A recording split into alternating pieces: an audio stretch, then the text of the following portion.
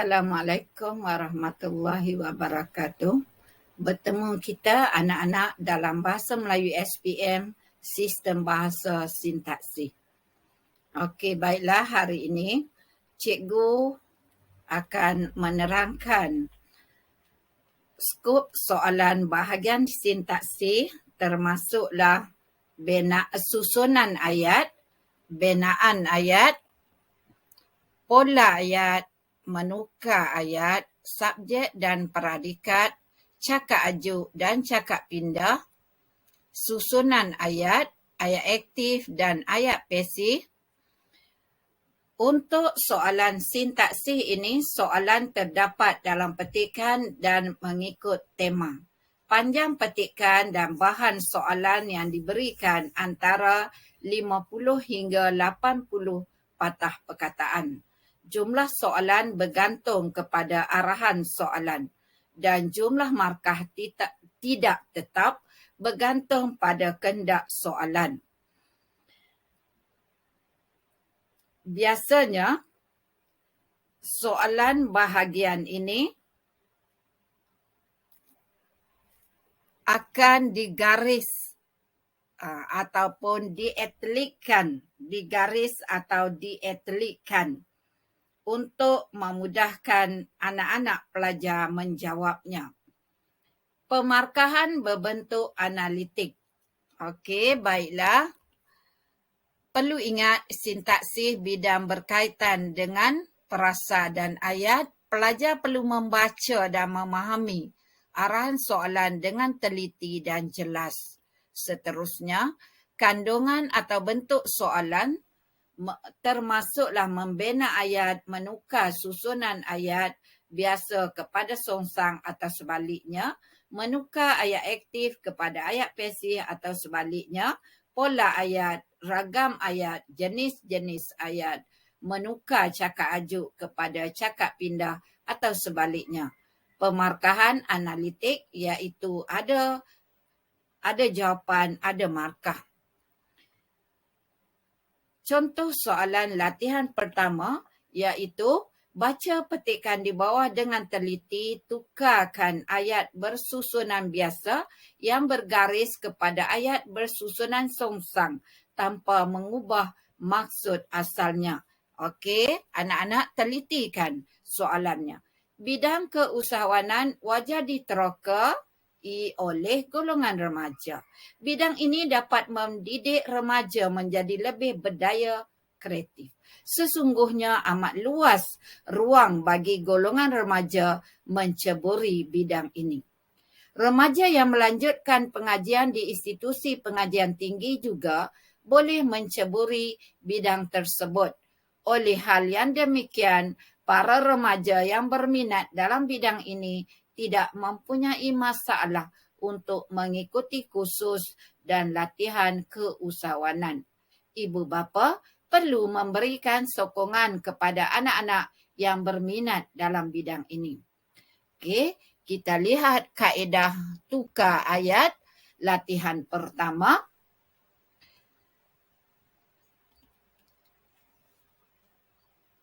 Kenali subjek. Perlu ingat konsep kenali subjek, predikat dan keterangan. Biasanya nomborkan 1, 2 dan 3. Yang kedua, fahami dulu ayat susunan biasa dan susunan songsang. Ayat susunan biasa, subjek dahulu diikuti predikat dan keterangan. Susunan songsang, predikat dahulu diikuti subjek ataupun keterangan. Okey. Contoh yang perlu anak-anak tengok, susunan biasa petikkan biasanya formula 1, 2, 3. 1 subjek, 2 predikat, 3 keterangan. Untuk susunan songsang boleh gunakan formula 2, 1, 3, 2, 3, 1, 3, 2, 1, 3, 1, 2. Okey anak-anak, kita lihat apa dia nombor-nombor tersebut.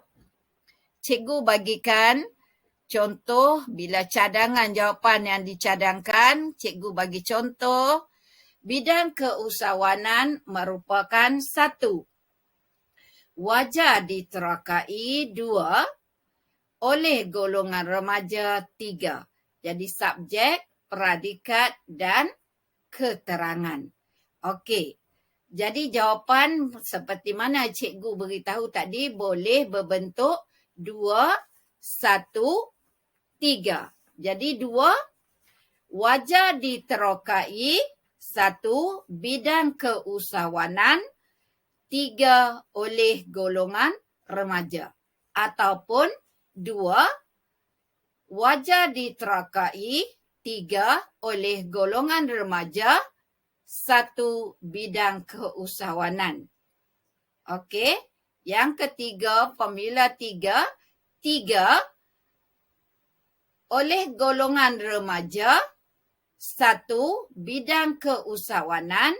2, wajar diterokai. Okey. Okey. Seterusnya, kita lihat remaja yang melanjutkan pengajian di institusi pengajian tinggi juga boleh menceburi bidang ini. 1 dan 2 sahaja. Jadi kita mula dengan boleh menceburi bidang tersebut remaja yang melanjutkan pengajian di institusi pengajian tinggi juga. Okey, yang seterusnya, ibu bapa perlu memberikan sokongan kepada anak-anak yang berminat dalam bidang ini. Kita mula dengan 2. Perlu memberi sokongan.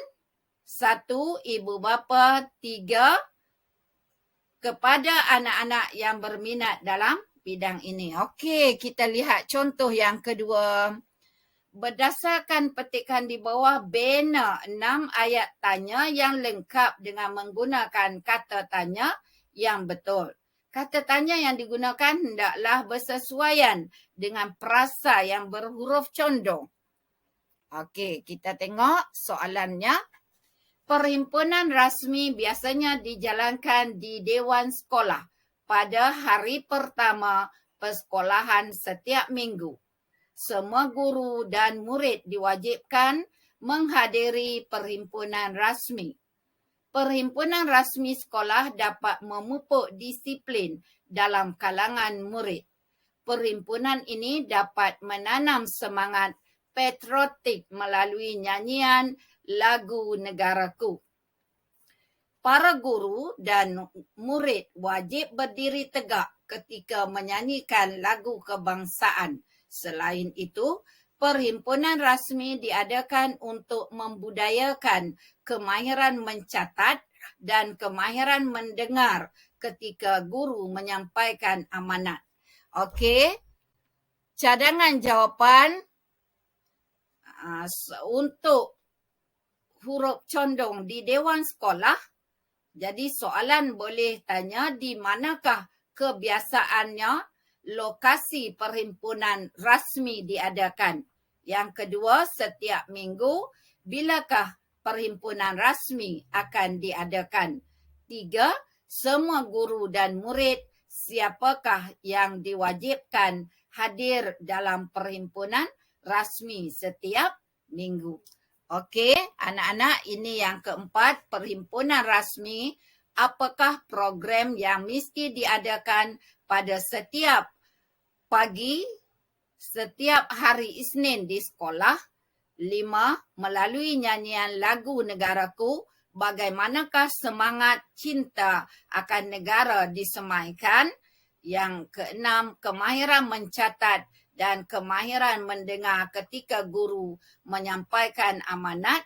Apakah kemahiran yang ingin dibudayakan kepada semua murid ketika perhimpunan rasmi? Okey, contoh yang ketiga, berdasarkan petikan di bawah, kenal pasti dan tulis subjek dan predikat yang lengkap bagi 3 ayat yang anda pilih seperti berikut.